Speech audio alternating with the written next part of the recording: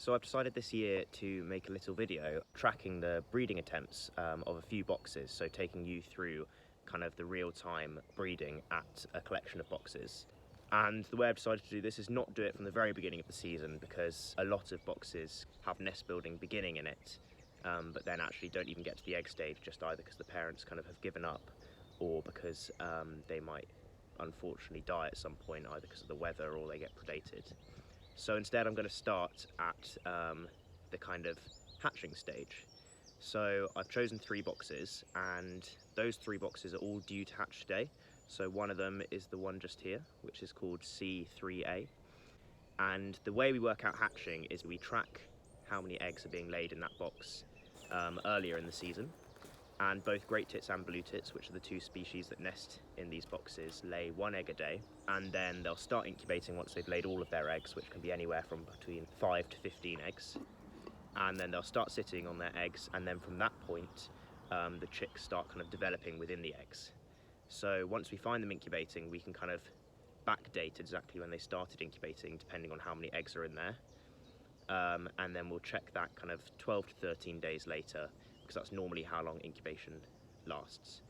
So I've chosen 3 boxes, which all have a hatch check today, and then I'll take you through those 3 attempts throughout the breeding season.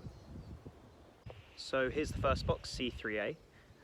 So I've just taken it down, and I just need to check whether there's been any hatching. So just eggs in here at the moment. So that means the female is still incubating, so I just need to write that down in my field book, and I'll come back to check again in a couple of days. So that first box was a blue tit nest with 10 eggs, and the second one for my check, C108, I know is a great tit nest, and this one has 6 eggs, which is pretty normal actually. They tend to lay slightly smaller clutches, great tits compared to blue tits. So I will check that one now. So here we have some very young chicks, probably 1 day old, and 1 unhatched egg. So what I need to do is take them out to weigh them and confirm their age, and then I'll pop them back in and let the parents get back to feeding. So I've written down that this is their kind of first day, so they're 1 day old. And that's important because that determines kind of what we do next in terms of the day that it happens. So when we start trying to identify the adults or catch the adults, and really importantly when we actually ring the chicks, which we do on day 15. So this is the final box, C11. This one's a really prime habitat actually, because it's on a nice big oak tree where the parents will find lots of caterpillars for the young, and it's got this hazel right in front of it, so they can perch on the branch before going in, which the birds like. So although the expected hatch date was meant to be the same for those 3 boxes, the females actually incubated all for slightly different amounts of time. So that means the chicks hatched in those 3 boxes across 3 different days, and that determines when we do the next bits of data collection at the boxes. So they're all kind of 1 day behind each other now in terms of what we're next doing.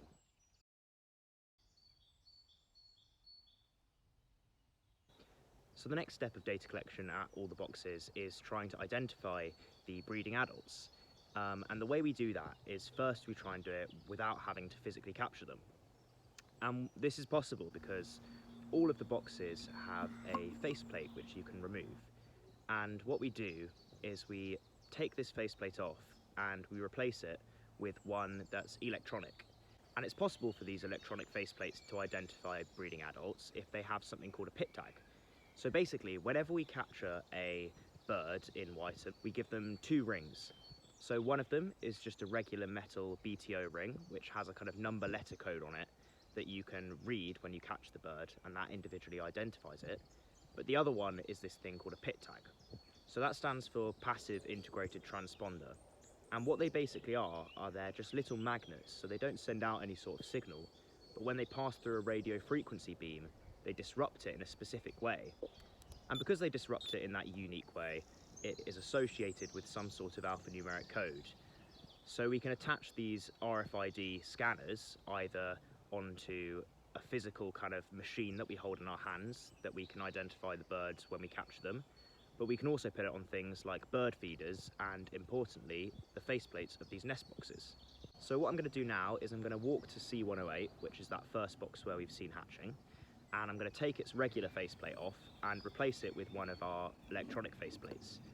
Then I'll leave it on there for half an hour, and the parents will return, and fingers crossed these individuals we will have put a pit tag on. So they'll go through the box, I'll load up that data onto my laptop, and I'll have a look at what kind of codes have been through the box. And that should mean we can look up the bird on our database, and we have lots of information about where it's come from, how old it is, what sex it is, what kind of health it's in, and it importantly means I then wouldn't need to catch them at the box later in the season, which would be great because that's kind of the most time intensive bit of the data collection. So I've got home and put in the SD card to load up the data, and this is what the output looks like. This column shows us the date and time that something has gone through the faceplate, and this column tells us what the tag ID is. So as you can see, one bird has come through with this tag ID, and all of this blank bit here basically shows us that something has gone through without a tag. One of the adults is tagged and the other one isn't. So basically I'll need to capture that box and identify the adult that isn't tagged and put a new pit tag on it. But with the individual that was tagged, I can go onto our database, paste in its pit tag number, and then look up basically when it's been caught before to get a bit of information on that bird. So what this shows us is that it was caught in September 2021, and at that point it was a new capture, so it's the first time and only time it's been caught before. We gave it an age code 3, which means it was in its first year, so this will be its first time breeding. It's a great tit, and it's a male. So that means basically I know the other individual that I need to catch is the female. So then all I had to do was return to the other two boxes. So first I went to C11 on the 4th of May. I took the box down, checked the chicks, popped the faceplate on, and loaded the data up at home. And then I did exactly the same process for C3A on the 5th of May.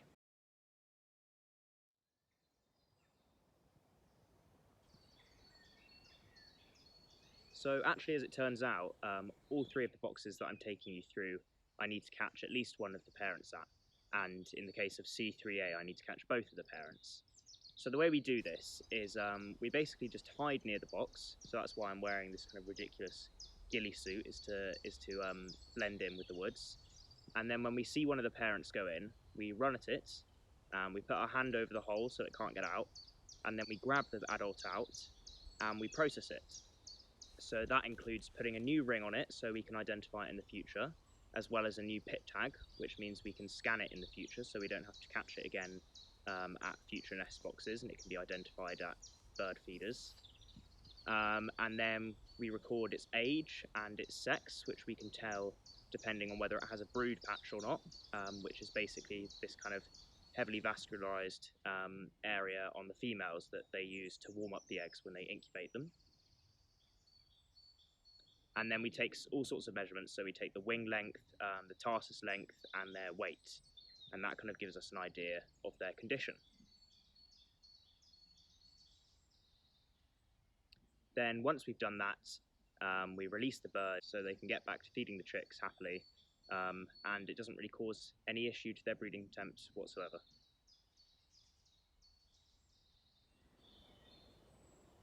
So I'm just on my way now to ring the chicks at one of the boxes, C3A.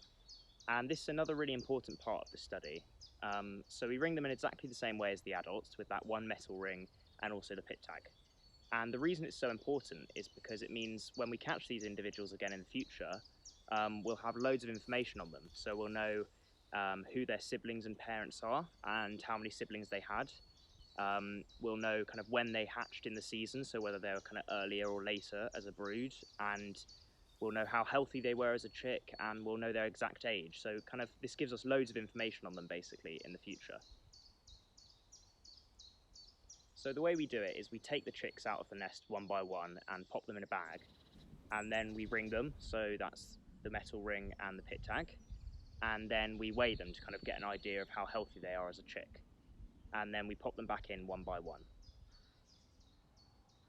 So 2 days ago I did C108, and that had 6 chicks in it, and yesterday I ringed at C11, which had 3 chicks in it. And both of those broods are actually on the small side, especially C11.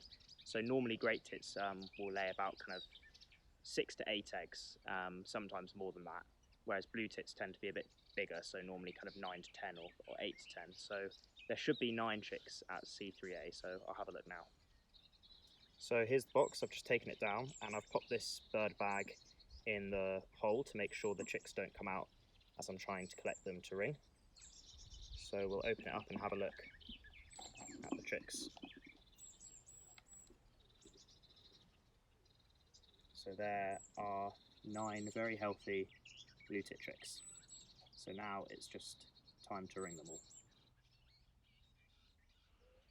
So the final bit of data collection to do are fledge checks, and this is the easiest bit really, because all we need to do is open up the box and check if all of the chicks have fledged or not. So I've been around today, and luckily at all 3 of the boxes I've been taking you through this year, all of the chicks were successful in surviving and fledging.